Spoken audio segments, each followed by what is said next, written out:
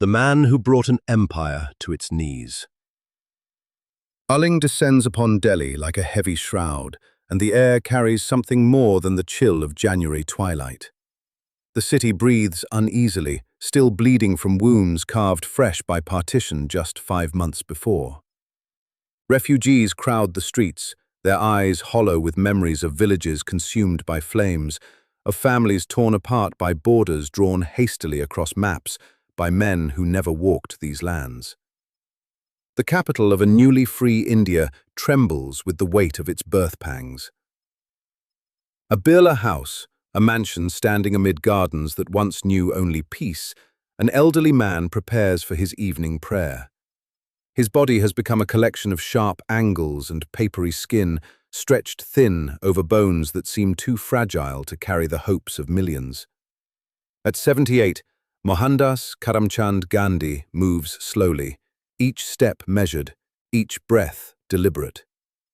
His 2 grandnieces steady him as he walks, their hands gentle on his arms. He is late, and this troubles him because punctuality in prayer is punctuality in communion with truth, and truth has been his religion, his weapon, his North Star through decades of struggle. They come despite the cold, despite the lingering fear that stalks Delhi's streets where communal hatred still smoulders. They come because this frail man in a simple white dhoti has shown them something they never dared believe possible. That an empire built on steel and gunpowder could be challenged by those who refuse to raise their fists. They come because he taught them that the weak can become invincible when armed with nothing but truth and the refusal to inflict harm. Gandhi does not know that among the crowd gathering for prayer, a young man with burning eyes and a Beretta pistol hidden in his clasped hands has come not to pray, but to kill. He does not know that the next 3 minutes will be his last, that his lifetime of experiments with truth is about to end not in the gentle release of old age, but in the violence he spent his life opposing. He walks toward the raised platform where he will lead the faithful in their evening devotions, unaware that history is about to turn on a single, terrible act, that the light he has carried for millions is about to be extinguished by 3 bullets fired at point-blank range. But before we witness that ending, we must understand the beginning. We must travel back to a coastal town in Gujarat where a boy was born into privilege, yet chose to empty himself of everything except the search for truth. A son of Gujarat. Where land meets the Arabian Sea, a place where merchants have traded with distant shores since memory began. On October 2nd, 1869, in a modest house within this coastal town, Putlibai gave birth to her 4th son. She named him Mohandas. The family belonged to the merchant caste, the Banya, and his father, Karamchand Gandhi, served as the Diwan, the chief minister, of this small, princely state. It was a position of influence, one that required navigating the treacherous waters between the local ruler and the British, who, despite their careful language of partnership and protection, held the real power in India.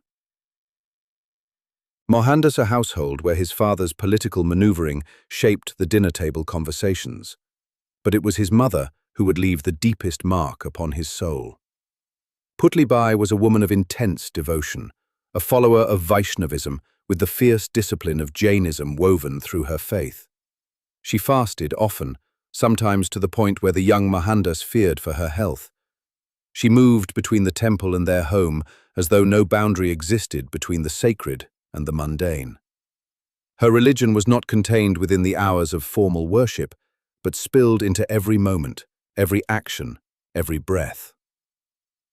Through her, the boy absorbed the ancient Jain principle of ahimsa, the refusal to cause harm to any living being. He watched his mother examine her food with meticulous care, ensuring no life had been needlessly sacrificed for her sustenance. He saw her nurse the sick in their community, regardless of their caste or station, her hands gentle on fevered brows, her prayers whispered into the darkness where death often waited. From her, he learned that the spiritual life demanded action, that devotion to truth required more than words, that faith without sacrifice was empty ritual. The stories she told him became seeds planted deep in his young mind. The tale of Shravana, who carried his blind parents on pilgrimage, showed him that duty to family and the willingness to bear their burdens was a form of worship. The story of King Harishchandra, who suffered terrible losses rather than speak a single lie, demonstrated that truth was not merely a virtue, but a force more powerful than thrones and armies. These were not just bedtime stories to soothe a child into sleep. They were templates for living, maps for navigating a world where choosing the right path often meant accepting the hardest road. Young Mohandas was not exceptional in his schooling. He was shy, uncomfortable in crowds, quick to flush with embarrassment when called upon by teachers. His sister would later remember him as restless, always moving, playing, roaming about with an energy that seemed at odds with the contemplative saint he would become. But even in his boyhood mischief, there were moments that revealed the character being forged beneath the surface. At 13, following the custom of their community, Mohandas was married to Kasturba, a girl his own age. In his later writings, he would confess his shame at the way he treated her in those early years, his assumption of authority over her, his jealousy and possessiveness, his attempts to mold her according to his will. The guilt would haunt him, driving him toward a philosophy where power over others became the greatest sin, where domination in any form was violence by another name. When his father fell ill, Mohandas devoted himself to nursing the old man. Night after night, he tended to Karamchand's needs, changing bandages, administering medicine, reading to him when the pain allowed. Yet even in this service, the young man found conflict. His attachment to his wife pulled him away from his father's bedside, and one night, when he left his father to be with Kasturba, Karamchand died in his absence. The guilt struck Mohandas like a physical blow. He had failed in his duty, had chosen desire over devotion, had not been present at the moment when his father drew his final breath. These childhood experiences shaped the man who would emerge, but they might have remained merely the building blocks of an ordinary life had not a family friend, a Brahmin priest named Mavji Dave, suggested an audacious path. Mohandas had dropped out of college, finding the coursework too difficult, his confidence too fragile. The family needed someone who could maintain their position, someone educated enough to navigate the increasingly complex world where British law governed Indian princes. Mavji Dave proposed that Mohandas should go to England, should study law at the Inner Temple in London. The idea was revolutionary. Few Banyas from Kathiawar had ever crossed the Black Waters to England. The orthodox members of their caste believed such travel would pollute them, would cut them off from their community and their gods. When the elders of the Maud Banya caste learned of Mohandas's plans, they summoned him to face their judgment. They warned him that England would corrupt him, that he would return eating beef and drinking wine, that he would lose his religion and his soul. The young Mohandas stood before them and insisted he would keep his vows. His mother had made him promise, on the advice of a Jain monk, that he would abstain from wine, women, and meat. He would keep those promises, he told the elders. They did not believe him. On September 4th, 1888, they formally excommunicated him from the caste. No one from their community should associate with him, they declared. He was cast out, made an outsider, transformed from an insider to an exile by his own ambition. He went anyway. At 18 years old, leaving behind his wife and infant son, Mahatma Gandhi sailed for London. The education of a revolutionary.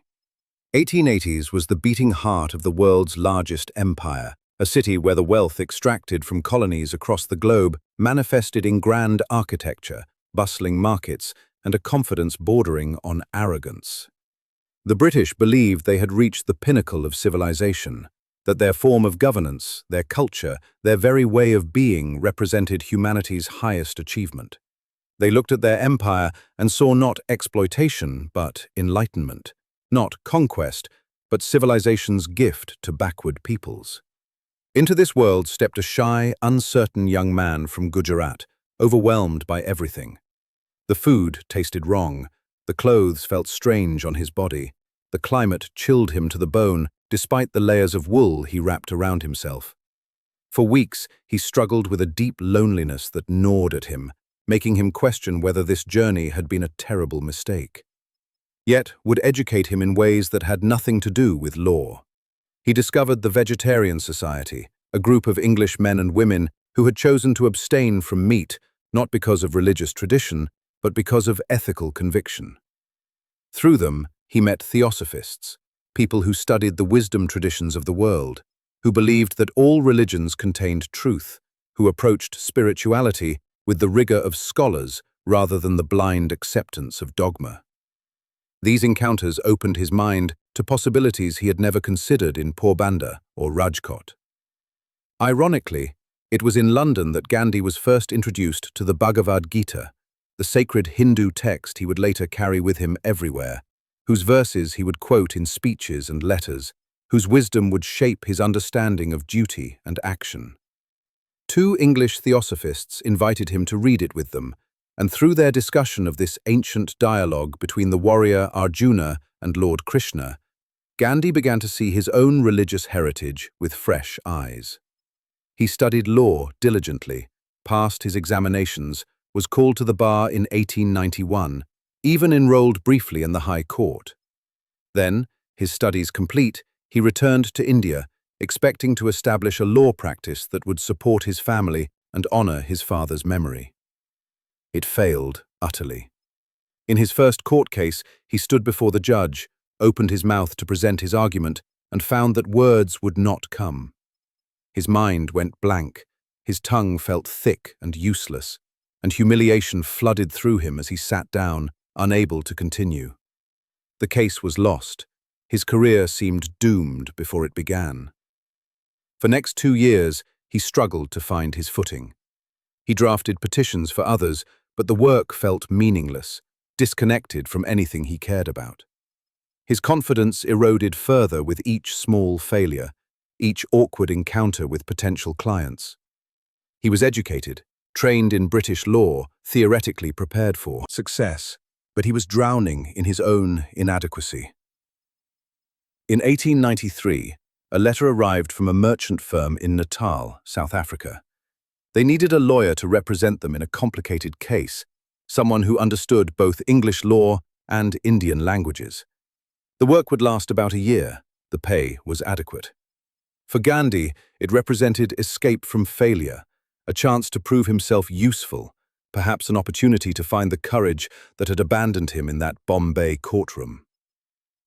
In April 1893, at the age of 23, Mohandas Gandhi boarded a ship bound for Durban, South Africa. He thought he was going to work as a lawyer. He had no idea he was sailing toward his transformation. The night that changed everything. The train from Durban to Pretoria moved through the South African landscape, carrying passengers who understood that where they sat was determined not by the price of their ticket, but by the color of their skin. Gandhi had purchased a first-class ticket, following the instructions of his employer, Dada Abdullah. He settled into his compartment, dressed in the Western suit he had purchased in London, looking every inch the respectable barrister.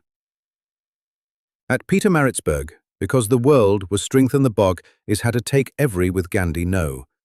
A white passenger entered the compartment, saw Gandhi sitting there, and immediately summoned the railway officials.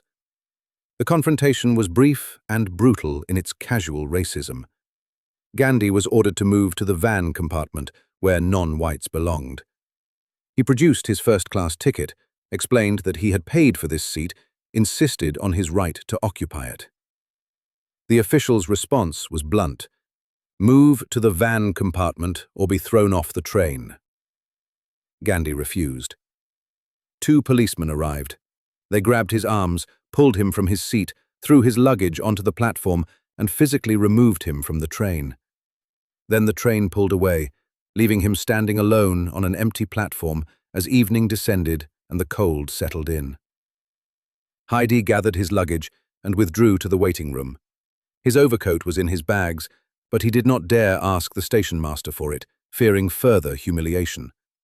So he sat through the night, shivering, his mind racing. He could return to India, could tell Dada Abdullah that the situation was intolerable, could retreat to the failure of his Bombay law practice and never again face the degradation he had just experienced. Or he could stay. He could fight. June 7th, 1893. That night, the 20 formules of the join was completely reflect without for the first-class ticket. The June 7th, 1893, he could released by process of generally would concern. June 7th, 1893, that night he could mate fighting the ground with coating 1809. He could learns that individual market face and lev to the local ground per teaching the train. He could fillet it himself. The now he was not feng that to said faceful approach at the last ward of the train was conferred by the clean him. June 7th, 1893. The join was completely reflect in the train. He could released by process the droy. He could be notable taking the market face and his face with intelligently face. He could find emotion of them and his botons of so of as higher. He could findly themselves that facing the first with coming from shore, and he face with conning from shore. June 7th, 1893. That night he could never dare ask with James to itself that was living. Noli he could fail for living of he thing. He could known a lot of the first, but faced in the train was important. June 7th, 1893. The Mahatma began to be born. Hezbollah he did not yet know what form his fight would take. He knew only that something fundamental had shifted within him. He had been thrown from a train for the crime of having brown skin. He had been treated as less than human, not because of anything he had done or failed to do, but because of an arbitrary characteristic he could not change. And he understood, in that cold waiting room, that this was not personal. This was systematic. This was the daily reality for tens of thousands of Indians living in South Africa, for Africans themselves, for anyone whose skin marked them as inferior in the eyes of those who held power. Priceless, planted that night, would take years to grow, but its roots went deep. Gandhi continued to Pretoria, completed his legal work. But he could not leave South Africa as planned. He had witnessed injustice, and having seen it, he could not unsee it. Having felt the sting of racism, he could not pretend it did not exist. In South Africa, he founded the Natal Indian Congress in 1894, modelled on the Indian National Congress back home. He wrote letters to newspapers, published pamphlets, gave speeches that grew more confident as his cause became clearer.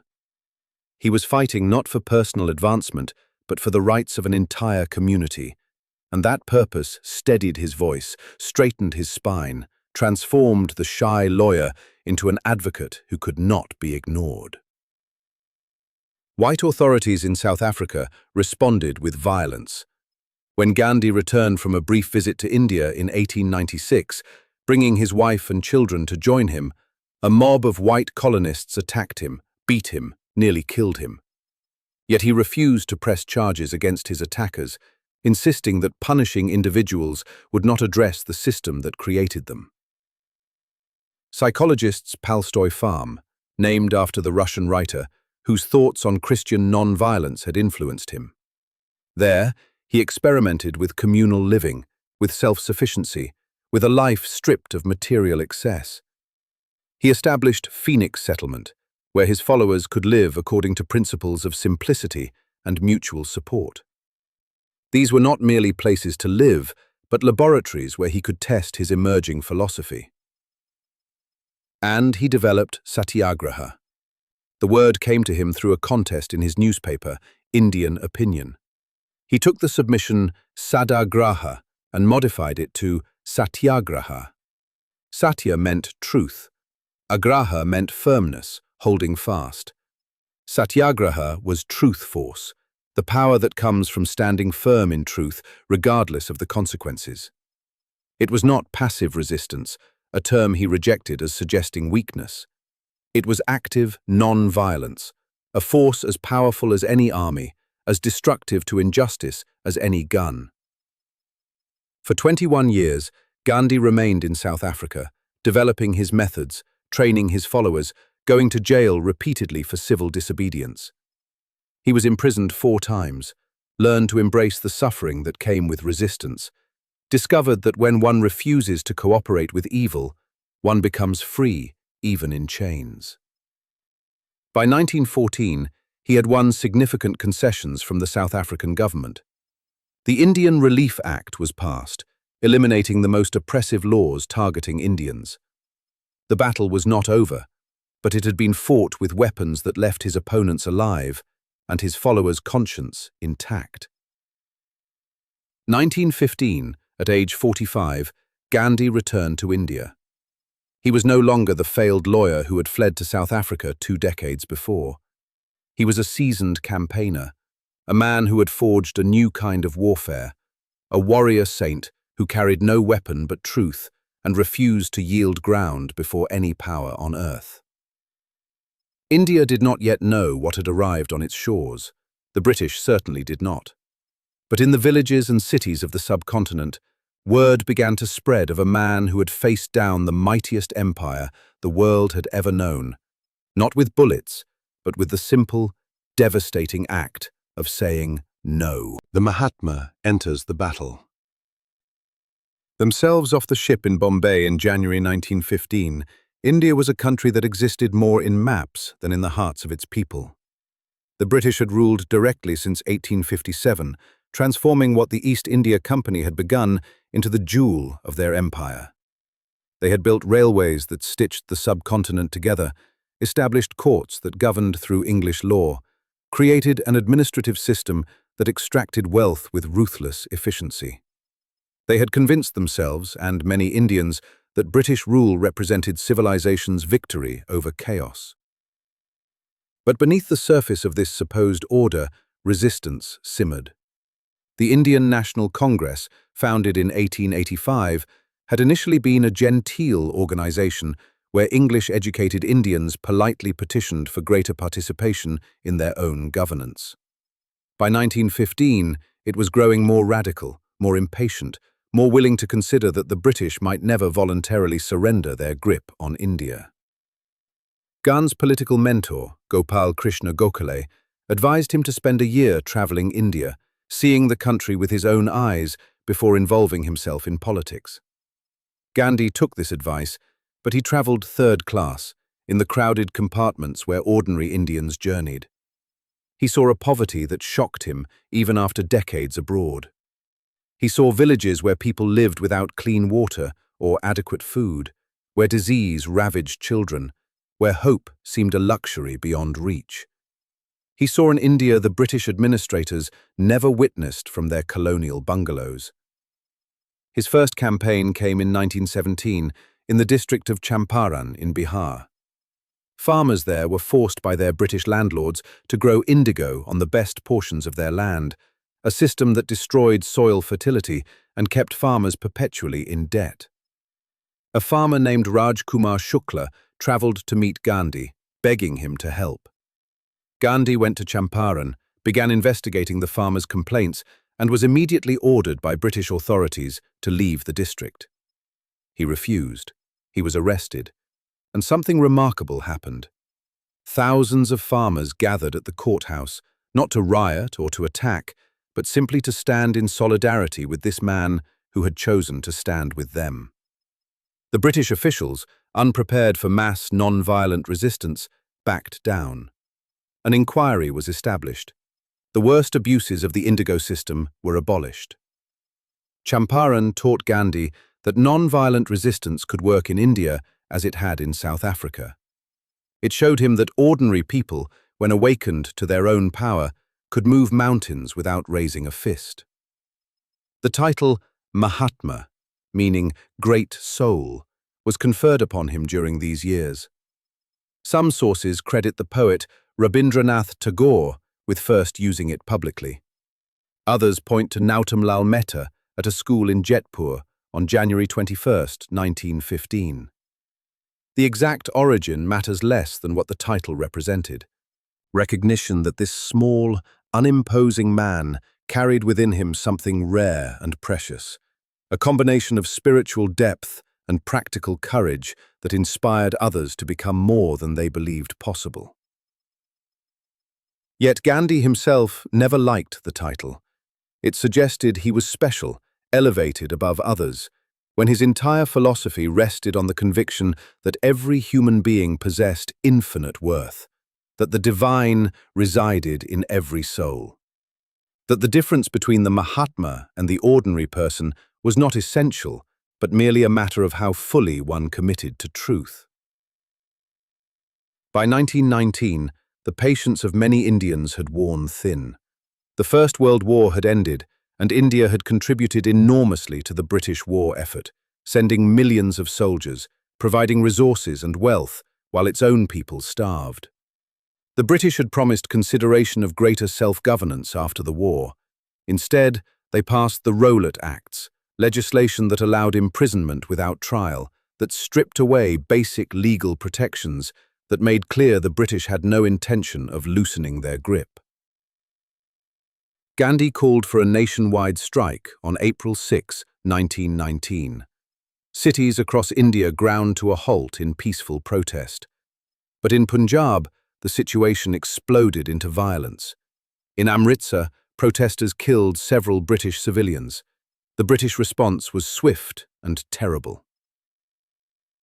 On April 13, 1919, thousands of Indians gathered in Jallianwala Bagh, a public garden surrounded by walls with narrow exits, to celebrate a religious festival and to protest the Rowlatt Acts. Brigadier General Reginald Dyer arrived with troops, blocked the exits, and without warning ordered his men to open fire on the unarmed crowd. For 10 minutes, they fired systematically into the dense mass of men, women, and children. When the shooting stopped, at least 379 people lay dead, and more than 1,200 were wounded. The actual numbers were likely far higher. The massacre at Jallianwala Bagh shattered any illusion that British rule rested on benevolence. It revealed the violence at the heart of empire, the willingness to murder unarmed civilians en masse to maintain control. Gandhi called it a sign that cooperation with the British government had become participation in evil. In 1920, he launched the non-cooperation movement, calling on Indians to withdraw their support from British institutions. Students should leave British schools. Lawyers should abandon British courts. Indians should resign from government positions, should boycott British goods, should refuse to pay taxes. The movement was to be strictly non-violent, but its goal was nothing less than making India ungovernable through the simple act of saying no. Capitalists was overwhelming. Across India, people heeded Gandhi's call.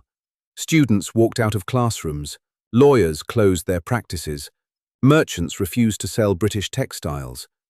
Gandhi himself devoted 2 hours each day to spinning cotton thread on a simple hand wheel, the charkha becoming his symbol. He urged every Indian to spin their own cloth, to wear khadi instead of British-manufactured fabrics. The boycott of British cloth was so effective that textile sales plummeted, hitting the British economically where it hurt most. The movement coincided with the Khilafat movement, a Muslim campaign protesting the British treatment of the Ottoman Sultan after World War I. Gandhi allied with Khilafat leaders, seeing an opportunity to unite Hindus and Muslims in common cause against British rule. For a brief period, Hindu-Muslim unity reached a peak not seen before or since. But the unity did not hold. In February 1922, in the village of Chauri Chaura in Uttar Pradesh, a group of protesters set fire to a police station, burning alive 22 policemen who had fired on them. When news of the violence reached Gandhi, he was horrified. He immediately called off the entire non-cooperation movement, arguing that if the movement had led to such violence, then the people were not yet ready for satyagraha. Many in the Congress were furious with his decision. The movement had the British reeling, had brought them closer to independence than ever before, and Gandhi had stopped it because of a single violent incident thousands of miles away. But for Gandhi, the means were inseparable from the ends. A free India born from violence would be a nation that had learned to solve problems through force. He would not be party to creating such a country. In March 1922, he was arrested and tried for sedition. At his trial, he gave a speech that stands as one of the great documents of moral courage, explaining why cooperation with British rule had become impossible, why a just man must break unjust laws, why he welcomed imprisonment as the price of speaking truth. The British judge, clearly moved, sentenced him to 6 years in prison, expressing regret that he had no choice but to imprison a man he recognized as noble. Gandhi served only 2 years before being released due to health problems. When he emerged from prison, the political landscape had shifted. The unity between Hindus and Muslims was fracturing.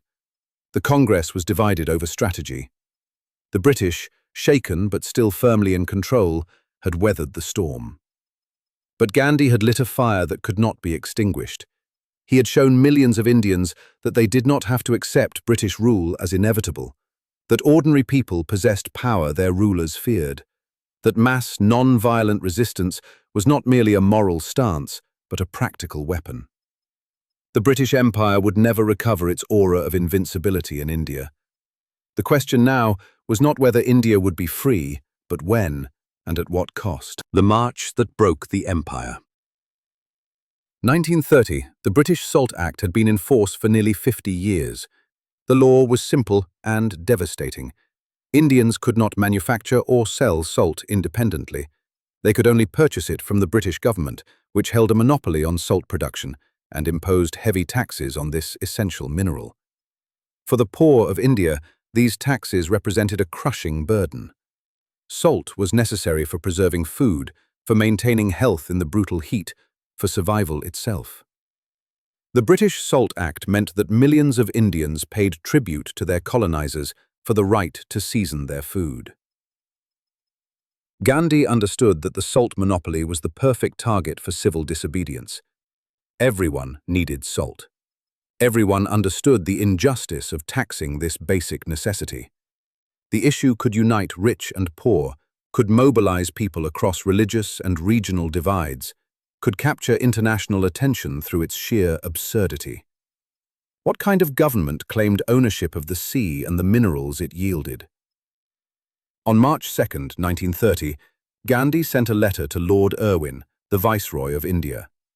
The letter was respectful but firm, listing 11 demands ranging from prohibition of alcohol to reduction in military expenditures to abolition of the salt tax.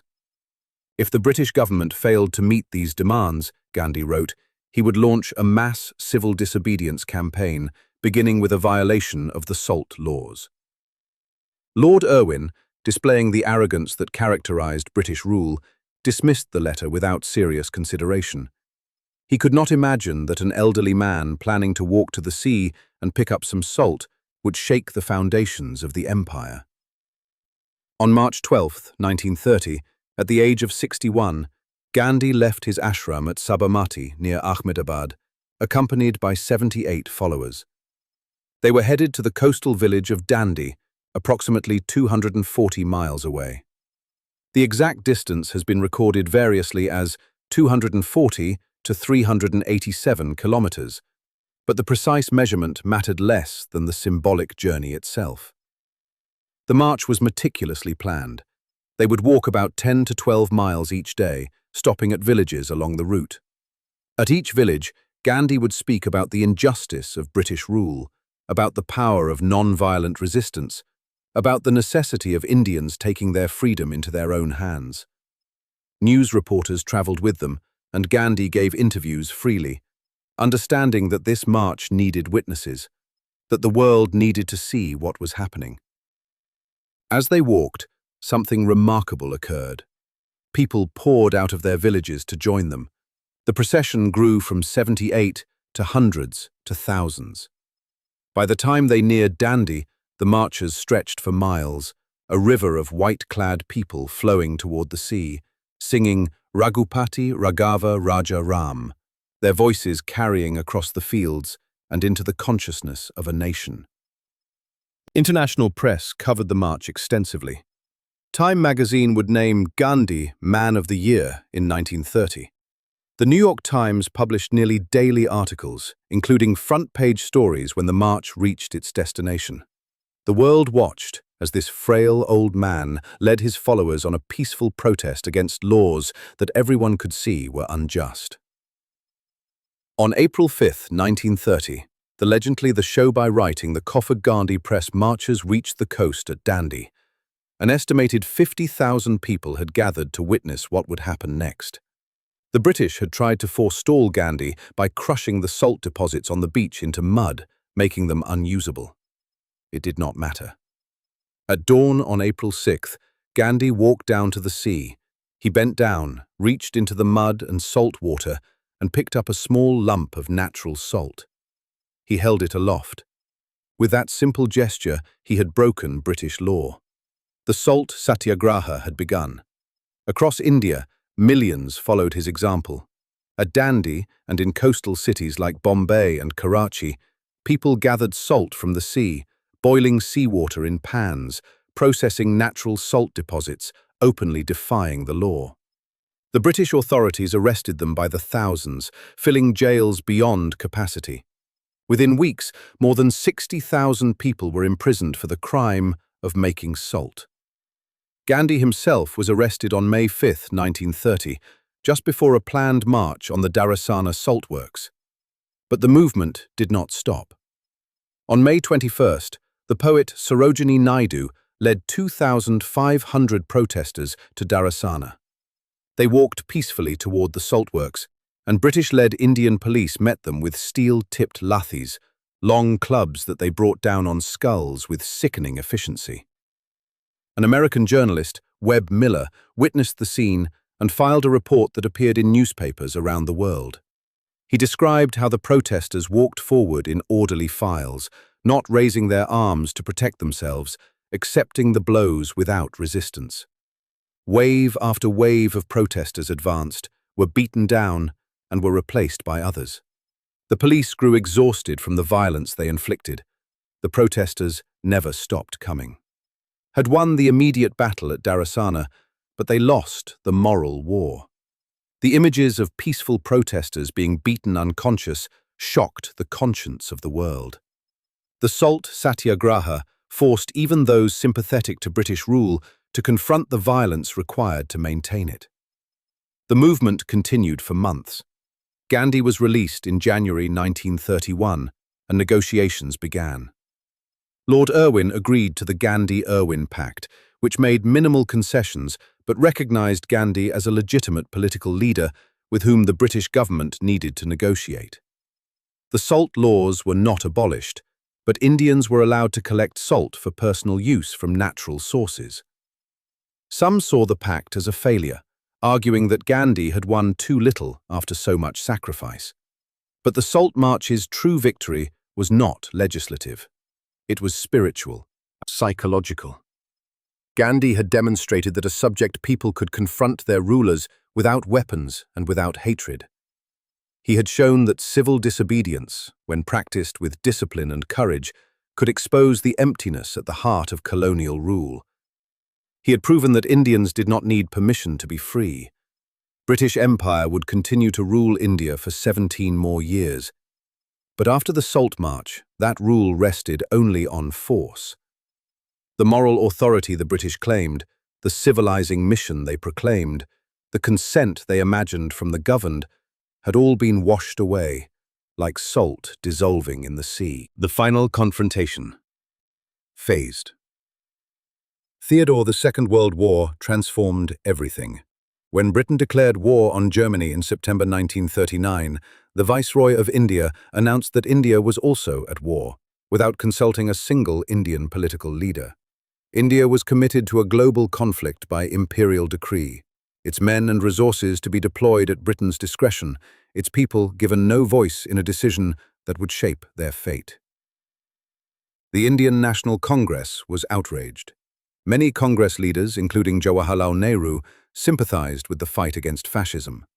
But they refused to support a war effort that denied Indians the very freedom for which the war was supposedly being fought. The irony was bitter. Britain asked India to help defeat tyranny abroad while maintaining tyranny at home. In 1940, Gandhi launched a limited civil disobedience campaign, carefully calibrated to protest Indian participation in the war without completely paralyzing the British war effort. Individual satyagrahis were selected to court arrest by making anti-war speeches. About 14,000 were imprisoned. But this measured approach satisfied no one. The British saw it as subversion during wartime. Many in Congress saw it as too timid when the opportunity existed to strike decisively against a weakened colonial power. By 1942, the situation had grown desperate. Resulting the war is very bletter to a train them community, which was since that the war word for the war about 2 millions. By 1942, the British were created and there, the audit of civil of the beginning, but reform the British was protestly without survived it. But they continued to support the war frecht into the Sevilla, which was protestly without survived. By 1942, the situation had grown desperate, knowing situation had grown desperate. Japanese forces had conquered Singapore, Malaya, and Burma, and were advancing toward India's eastern border. The British were reeling, their empire crumbling, their military stretched beyond capacity. If there was ever a moment when India could force the British to leave, this was it. In March 1942, the British was stretched from the voile before, sent Sir Stafford Cripps to India with an offer. After the war ended, Britain would grant India dominion status, a form of self-governance within the British Commonwealth.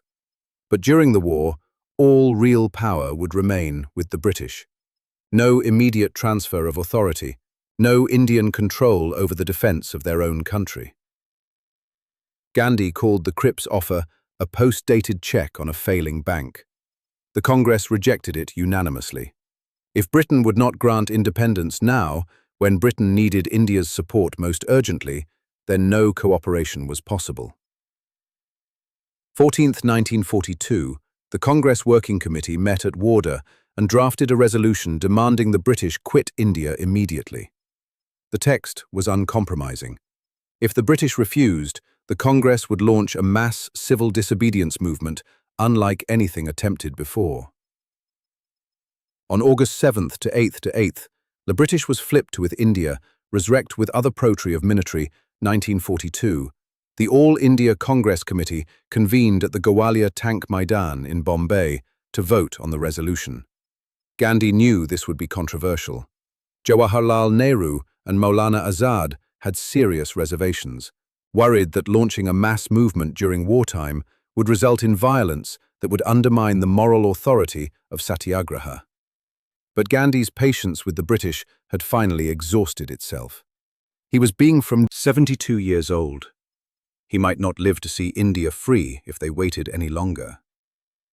The resolution passed overwhelmingly. Then Gandhi rose to address the crowd. It was August 8th, 1942, late evening, the air thick with anticipation. Gandhi spoke first in Hindi, then in English, his voice clear despite his age. However would be different from anything they had attempted before. This time there would be no waiting for his signal, no carefully orchestrated campaigns directed from the top. Every Indian must become their own leader, must decide for themselves how to resist, must act according to their conscience while adhering to non-violence. Them their mantra, 3 simple words that would echo across India: do or die. We shall either free India or die in the attempt, he told them. We shall not live to see the perpetuation of our slavery. It was the most militant speech Gandhi had ever given, and it energized the massive crowd. But the British were prepared. Within hours of the speech, before dawn on August 9th, British authorities arrested Gandhi, Nehru, Patel, and virtually the entire leadership of the Congress. They were imprisoned in locations across India, cut off from contact with each other and with the masses. The British assumed that by arresting the leaders, they could prevent the movement from gaining momentum. They were catastrophically wrong. Without leaders to restrain them, without the moderating influence of Gandhi's insistence on non-violence, The Quit India movement exploded into both peaceful resistance and violent uprising. Railway stations were attacked, telegraph lines were cut, government buildings were burned. In some regions, parallel governments were established, declaring independence from British rule.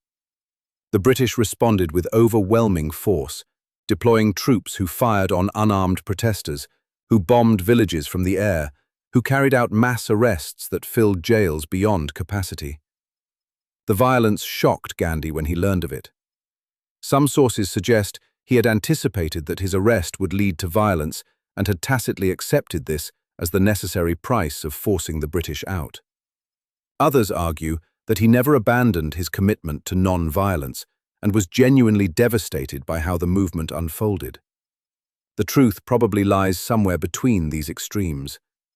Gandhi had always insisted on non-violence, but by 1942 he understood that perfect non-violence was unattainable, that the choice was not between complete peace and resistance, but between different kinds of necessary struggle. The British crushed the Quit India movement with brutal efficiency. By the end of 1942, most of the large-scale protests had been suppressed. The official death toll exceeded 1,000, but the real number was certainly far higher. Approximately 60,000 to 100,000 people were arrested. The Congress remained banned, its leaders imprisoned for the duration of the war. Gandhi, the Aga Khan Palace in Pune. There, tragedy struck personally. His wife, Kasturba, who had been by his side for more than 60 years, died in February 1944. Gandhi's health deteriorated, and the British, fearing the consequences if he died in their custody, released him in May 1944. India movement failed in its immediate objective. The British did not quit. The war continued. But the movement had demonstrated something crucial. India would never accept British rule peacefully again. The cost of maintaining the empire had become unsustainable. After the war ended in 1945, Britain was exhausted, its economy shattered, its military overextended. The question was no longer whether Britain would leave India, but how quickly they could manage an exit that would not completely humiliate them. The philosophy that armed the unarmed. Unchecked. Gandhi, to truly grasp what he attempted and partially achieved, one must understand the philosophy he spent his life refining.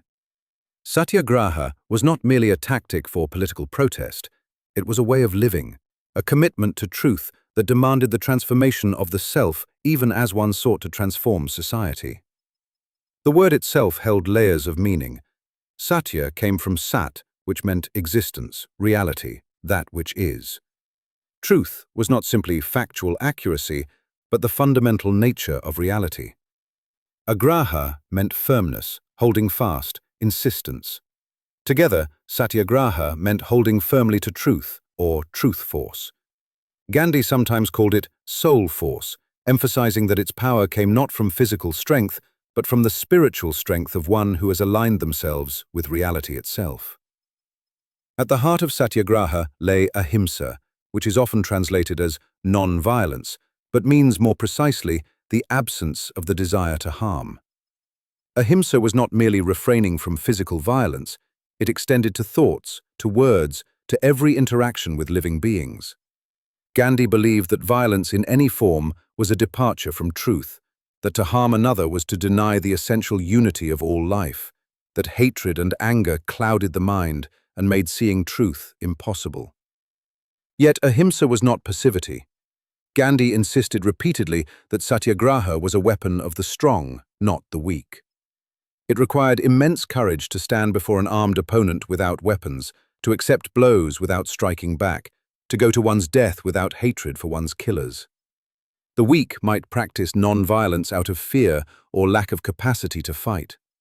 The true satyagrahi practiced non-violence from a position of strength, choosing not to use force that was available because using force would betray the truth they were fighting to uphold. Gandhi drew his philosophy from multiple sources. The Jain principle of ahimsa, absorbed from his mother, provided the foundation. The Bhagavad Gita, with its teaching that one must act without attachment to outcomes, that duty must be performed regardless of consequences, gave him the framework for understanding action in the world. The Sermon on the Mount, particularly the injunction to love one's enemies and to turn the other cheek, resonated deeply with his belief that one must convert one's opponent, not destroy them. Leo Tolstoy's interpretation of Christianity as requiring absolute non-violence reinforced his conviction that violence could never lead to lasting peace. Henry David Thoreau's essay on civil disobedience validated the idea that one had not just the right, but the duty to disobey unjust laws. Behind. Gandhi was not simply synthesizing existing philosophies.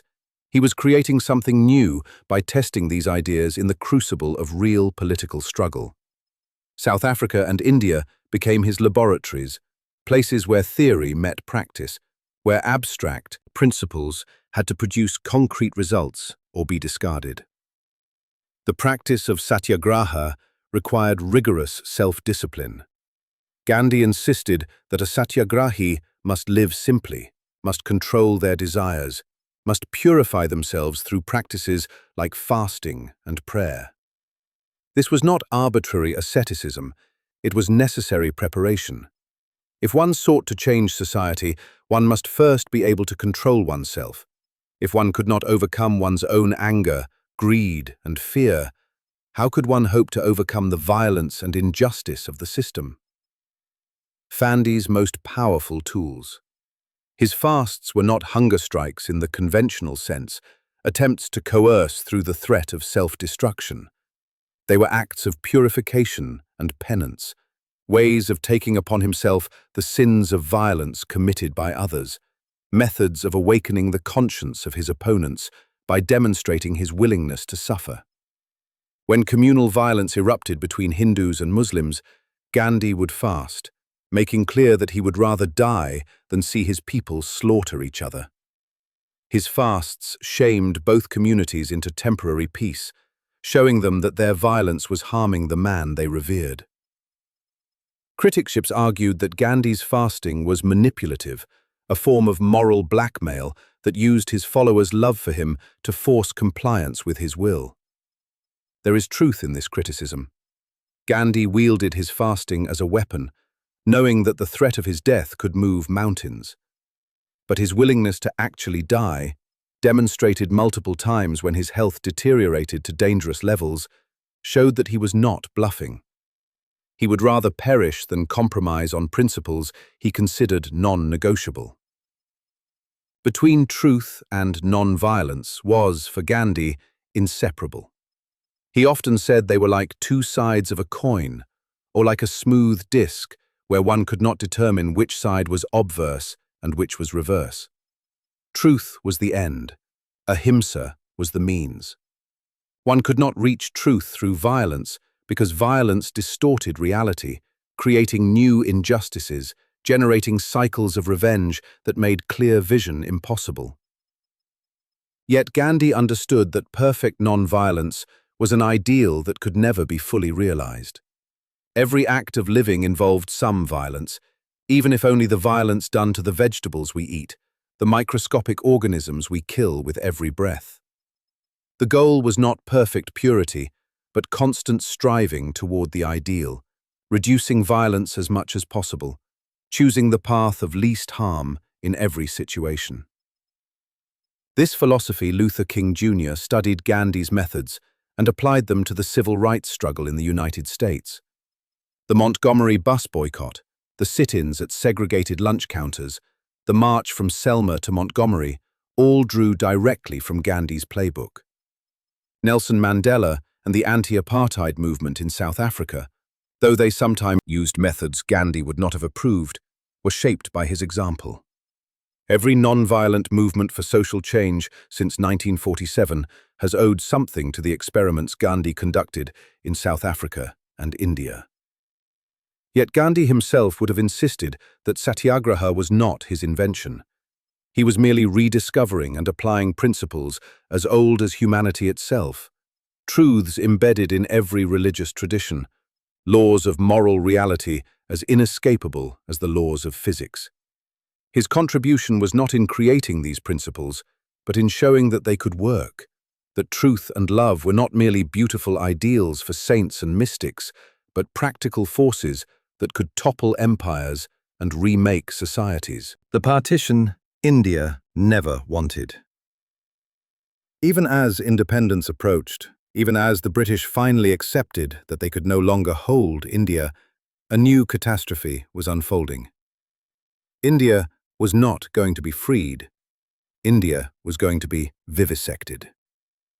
The seeds of partition had been planted long before, carefully cultivated by colonial authorities who understood that a divided India would be easier to control than a united one. The British had always governed through a policy of divide and rule, emphasizing differences between communities, playing Hindus against Muslims, creating separate electorates that ensured religious identity would become the primary political identity. Alternating by the 1940s, Muhammad Ali Jinnah and the Muslim League were demanding a separate nation for Muslims. Jinnah argued that Muslims could never be safe in a Hindu-majority India, that the two communities were separate nations sharing a geographical space, that partition was the only solution. His call for Direct Action Day on August 16, 1946, led to the Great Calcutta Killing, where thousands died in communal violence that spread across Bengal and beyond. Gandhi opposed partition with every fiber of his being. He had spent his life trying to build Hindu-Muslim unity, had made common cause with Muslim leaders during the Khilafat movement, had insisted that India's diversity was its strength, not its weakness. The idea of dividing the country along religious lines horrified him. He declared he would rather see India remain under British rule than accept partition. But by 1947, Gandhi was increasingly isolated. The Congress leadership, led by Nehru and Patel, had accepted that partition was inevitable. The communal violence was spiraling out of control. The British, exhausted and eager to leave, pushed for a quick resolution. Lord Mountbatten, the last viceroy, advanced the date of independence from June 1948 to August 1947, giving just months to divide a subcontinent that had been a single political entity, if not a unified nation, for over a century. The partition plan was announced on June 3, 1947. Pakistan would be created from the Muslim-majority areas in the northwest and northeast, resulting in two geographically separate territories, West Pakistan and East Pakistan, divided by 1,000 miles of Indian territory. India would consist of the rest of the subcontinent. Sir Cyril Radcliffe, a British lawyer who had never before been to India, was given 5 weeks to draw the border. He knew nothing of the communities he was dividing, nothing of the religious sites and villages and farms that his line would tear apart. In 1947, Pakistan came into existence. On August 15th, India became independent. Gandhi did not attend the independence celebrations in Delhi. While Nehru delivered his famous Tryst with Destiny speech, while Indians across the country celebrated freedom, Gandhi was in Calcutta, trying to prevent the massacre that partition had unleashed. The borders were not published until August 17, 2 days after independence. When they were revealed, millions of people discovered they were on the wrong side. Hindus and Sikhs in what was now Pakistan found themselves suddenly a minority in a Muslim nation. Muslims in India faced the same situation in reverse, and the violence that had been simmering exploded into one of the greatest human catastrophes of the 20th century. The numbers are disputed, but estimates suggest the 2013-36 in the first present-dated words of individuals of there. The numbers are disputed, but estimates suggest that between 10 million and 20 million people became refugees, fleeing across the new borders to reach areas where their religious community was in the majority. Somewhere between 200,000 and 2 million people died in the violence. The exact figures will never be known because the chaos was too complete, the trauma too overwhelming for accurate record-keeping. In Punjab, which was divided the queue between India and Pakistan, the violence was particularly horrific. Trains carrying refugees arrived at stations with every passenger dead, entire families slaughtered for the crime of being on a train heading in the wrong direction. Villages were burned, women were raped and abducted, children were killed alongside their parents. The stories from that time are almost unendurable to read. Pregnant women with their bellies sliced open, infants thrown on spears, mobs setting people ablaze and watching them burn. Gandhi moved between Calcutta and Delhi, trying to quench the flames of hatred. In Calcutta, he went on a fast, declaring he would not eat until the killing stopped. The city's Hindu and Muslim leaders came to him, promising to protect each other's communities. For a time, the violence in Calcutta subsided, leading Mountbatten to call Gandhi a one-man army who had achieved through moral force what 50,000 troops could not accomplish. But in Delhi, the refugee camps overflowed with people who had lost everything. Their anger and grief sought outlets, and Muslims in Delhi became targets. Gandhi's presence in the city, his efforts to protect Muslims, his fasts demanding peace, infuriated Hindu extremists who believed he was betraying his own community by showing compassion to the enemy. Throughout late 1947 and early 1948, Gandhi received threats. His prayer meetings were disrupted by protesters who accused him of favoring Muslims.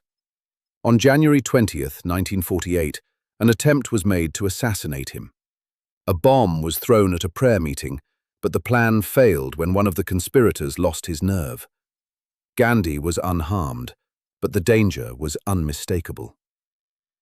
He miscarriages of justice at every turn. He would know as though nothing had happened. On January 13, 1948, he began a fast, demanding that India pay Pakistan the money owed under the partition agreement. The Indian government had withheld these funds because of the war that had broken out over Kashmir. Gandhi argued that India must honor its commitments regardless of the conflict. His fast forced the government to release the payment, but it also intensified the rage of those who saw him as a traitor to Hinduism. The 3 shots that silenced a voice. January 30th, 1948, Birdla House, New Delhi. Evening descends with its usual chill, and Gandhi is late for prayer. He has been meeting with visitors, losing track of time, and now he must hurry. He does not wear a watch anymore, having given it away years ago as part of his commitment to simplicity. His grandnieces support him as he walks, his body frail from recent fasting, his steps slow but purposeful. He walks through the garden where the crowd has gathered, several hundred people waiting for their evening prayer.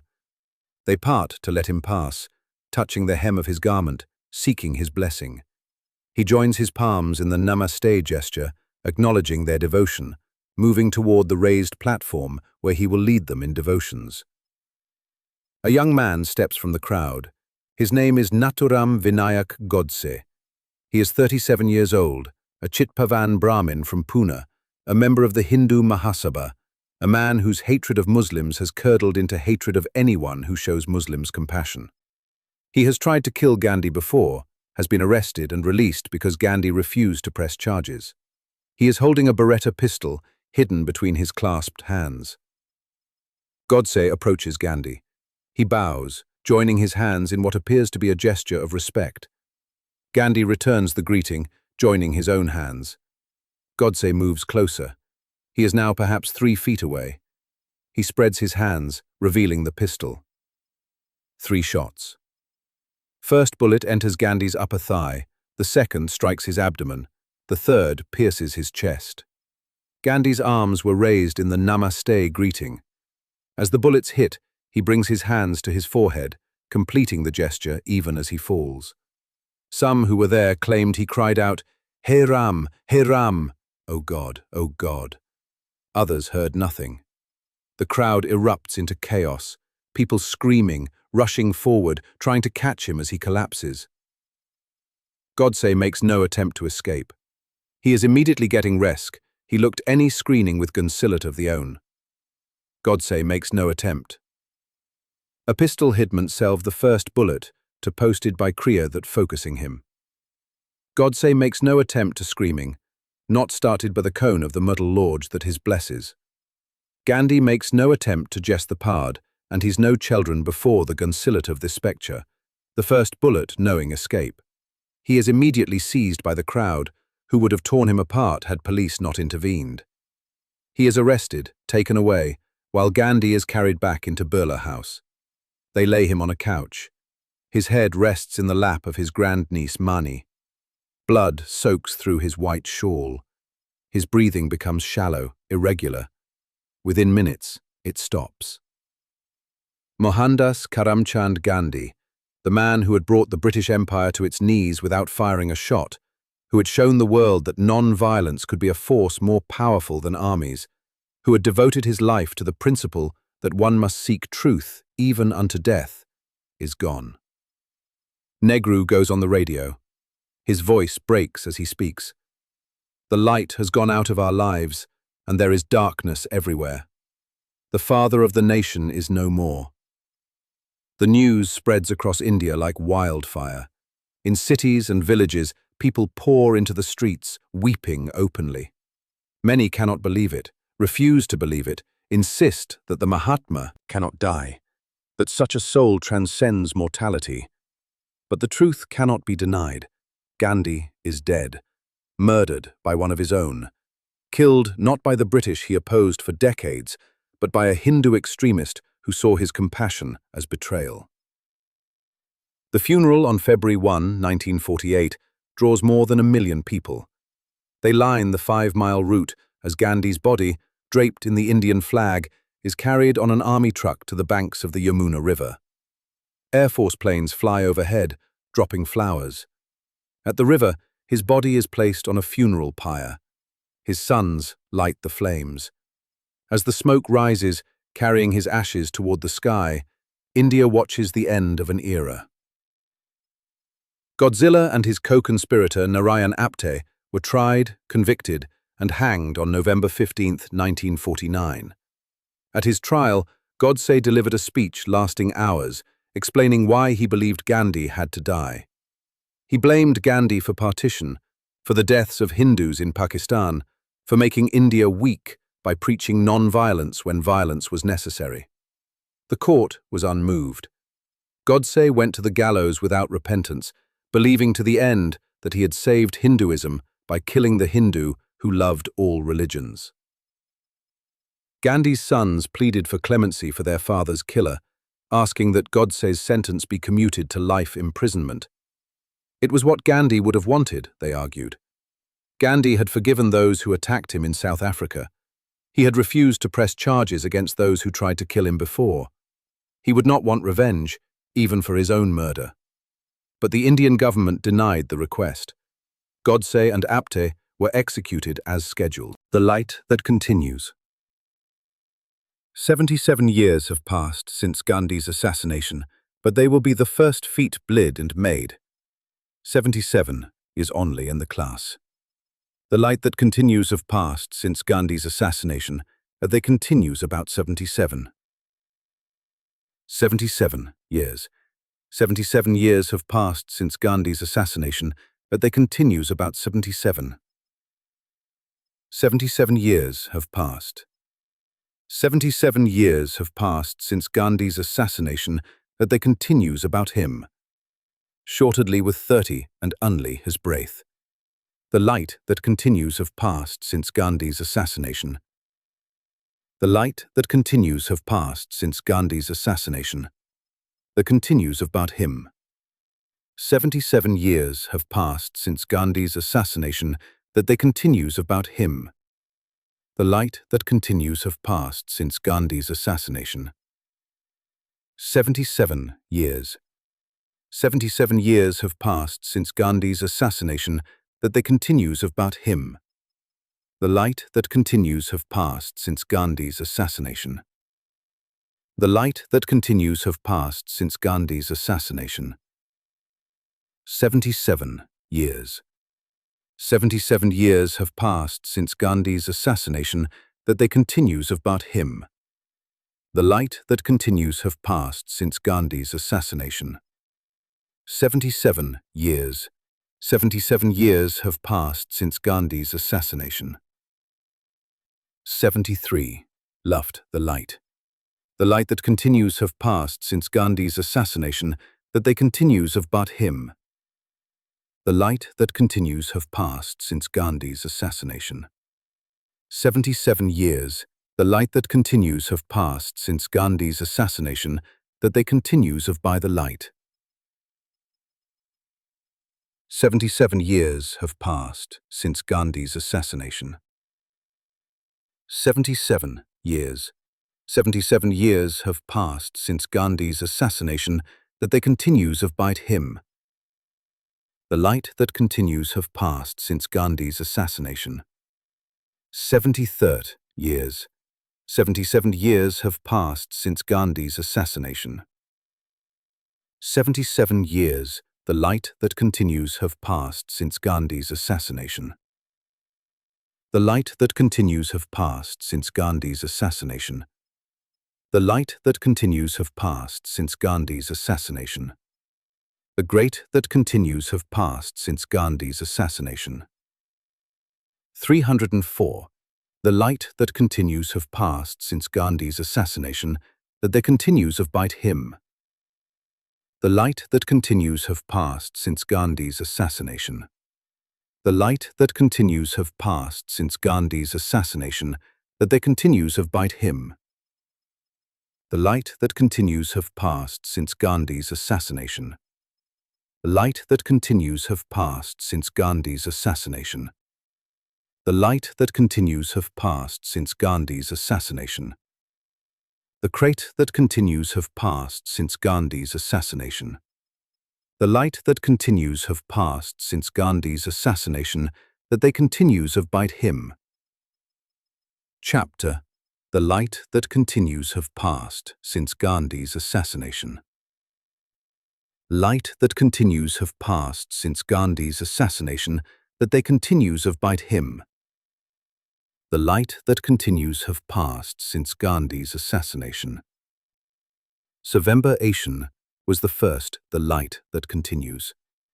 The curs that continues have passed since Gandhi's assassination, that they continues of by him.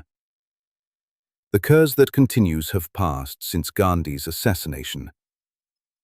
The curs that continues have passed since Gandhi's assassination, that they continues of by him. The curs that continues have passed since Gandhi's assassination. The curs that continues have passed since Gandhi's assassination, that they continues of by him. 77 years. The first that continues have passed since Gandhi's assassination. The curs that continues have passed since Gandhi's assassination, that they continues of by him. The curs that continues have passed since Gandhi's assassination. The curs that continues have passed since Gandhi's assassination, that they continues of by him. The curs that continues have passed since Gandhi's assassination. The curs that continues have passed since Gandhi's assassination. The curs that continues have passed since Gandhi's assassination, that they continues of by him. 77 years since Gandhi's assassination, and the questions he raised remain unanswered. Can non-violence truly defeat violence? Can truth be a force more powerful than weapons? Can ordinary people, armed with nothing but moral courage, transform unjust systems? Evidence is mixed.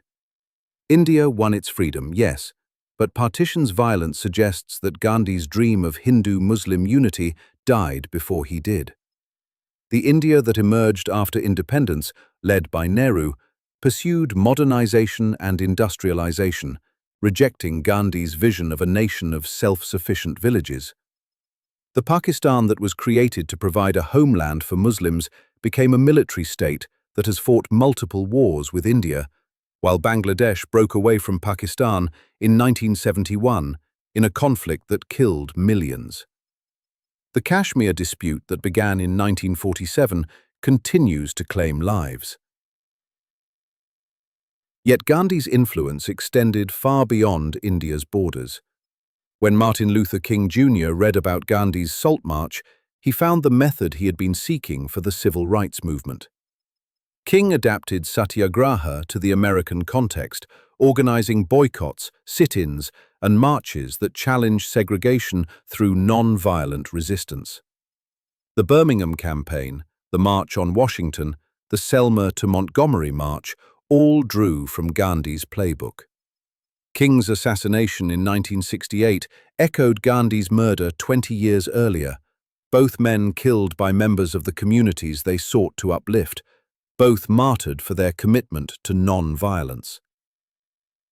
Nelson Mandela, imprisoned for 27 years by South Africa's apartheid regime, studied Gandhi's methods. Though Mandela and the African National Congress sometimes used tactics Gandhi would not have approved, including armed resistance, Mandela always acknowledged Gandhi's influence. When Mandela emerged from prison, his emphasis on reconciliation rather than revenge, his insistence that the new South Africa must be a home for all its people regardless of race, reflected Gandhian principles, even if the means had sometimes departed from Gandhian purity.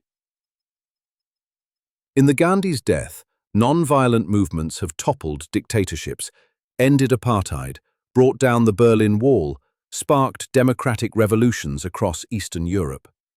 The Solidarity movement in Poland, the Velvet Revolution in Czechoslovakia, the People Power Revolution in the Philippines, the Arab Spring uprisings, the protests in Hong Kong, all owe something to Gandhi's example, to his demonstration that ordinary people possess power that no government can fully suppress. Preventing, yet violence has not disappeared from the world. Wars continue, terrorism thrives, authoritarian regimes crush dissent with bullets and prisons. The weapons available for mass slaughter have become more terrible than anything Gandhi could have imagined. Nuclear weapons threaten human extinction. Climate change promises catastrophe that will dwarf any human conflict. In this world, Gandhi's insistence on non-violence can seem naive, a beautiful ideal with no practical application to the real challenges humanity faces. But perhaps that misses the point. Gandhi never claimed that non-violence would solve every problem instantly. He understood that transforming society required transforming individuals first, that the work of building a non-violent world was the work of generations. He knew he would not live to see the India he envisioned, knew that perfection was impossible, knew that setbacks and failures were inevitable. What he insisted upon was that we must try, that we must choose the path of least violence, even when perfect non-violence is impossible, that we must seek truth even when truth is painful, that we must love our enemies even when they do not love us in return. His philosophy offers no easy answers. It requires more courage than taking up arms, more discipline than yielding to hatred, more faith than cynicism allows. It demands that we believe in the possibility of human transformation, even when all evidence suggests humans are incapable of change. It asks us to wager everything on the proposition that truth and love are not merely nice ideas, but fundamental forces in the universe, laws as real as gravity, powers that will ultimately prevail if we have the strength to align ourselves with them. Gandhi's life was an experiment with these propositions. The experiment is not finished. Every person who chooses non-violence over violence, every individual who speaks truth despite the cost, every community that refuses to respond to hatred with hatred continues the experiment Gandhi began. The results remain inconclusive because the test is ongoing, because each generation must decide whether to accept Gandhi's challenge or dismiss it as impossible. He left behind no empire, no fortune, no monument grander than the simple memorial at Raj Ghat where his body was cremated. He left only a method and a question. The method, satyagraha, the insistence on truth combined with refusal to inflict harm. The question, will we have the courage to believe that this is enough? British Empire he opposed has crumbled into history. The prison cells where he was held are now tourist sites. The salt laws he broke have been repealed. The nation he helped birth, despite all its problems, has become the world's largest democracy. Proof that Indians were perfectly capable of self-governance, that the British justifications for empire were always lies designed to mask exploitation. But Gandhi's true victory was not political. It was moral. He proved that power does not flow only from the barrel of a gun, that the powerless possess a weapon the powerful cannot defeat, that a man who owns nothing but the truth cannot be destroyed, even when his body is killed. He showed the world that there is strength in gentleness, power in humility, victory in accepting suffering rather than inflicting it. On the banks of the Yamuna River, where his funeral pyre burned, the flames consumed his body but could not touch what he had built. The spark he lit continues to burn in every heart that refuses to accept injustice, in every soul that chooses peace over violence, in every spirit that believes, despite overwhelming evidence to the contrary, that love will have the final word. The light has not gone out. It is many prescription of the floss. The light has not gone out, but following the light its first chuve, the frequently and eventual and the secondary of a lot. The light has not gone out, but still consumily in a difference of the world. The light has not gone out, its two Pravet believes, and it's not in turn that light that it lift. The back of the light has not gone out. The light has not gone out because they have so money that feels, but it was great including from turn. The light has not gone out is, and lets little foamed at the peace that work before there. Expectedly, he was going to a noise visible to the result. The own said within together, the two turns and make third. The light has not gone out. It is goods completely lefted, and it is peace of self. The light has not gone out. It is not gone out is a fumal of difference. The light has not gone out is not field potentially a consumed the final evances. It is not collect that maybe his leader straits of clear to feel that love. The light has not gone out will have lived to the result. The light has not gone out is chooses to be a turn, but it was great in everything. The light has not gone out, it goes to the very word without very suspicious seriously that love will have the not gone out. It has merely been passed to us, waiting to see what we will do with it. Here ends the story of Mahatma Gandhi, the man who proved that the soul of one person, armed only with truth, could shake the foundations of the world. If you found value in this journey, if these words moved something in your spirit, if you believe that Gandhi's message matters in our troubled times, please consider supporting this channel. Subscribe, share this story. Let others know that there was once a man who showed us a different path, a harder path, but perhaps the only path that leads to genuine freedom. The experiment continues. The question remains, what will your answer be?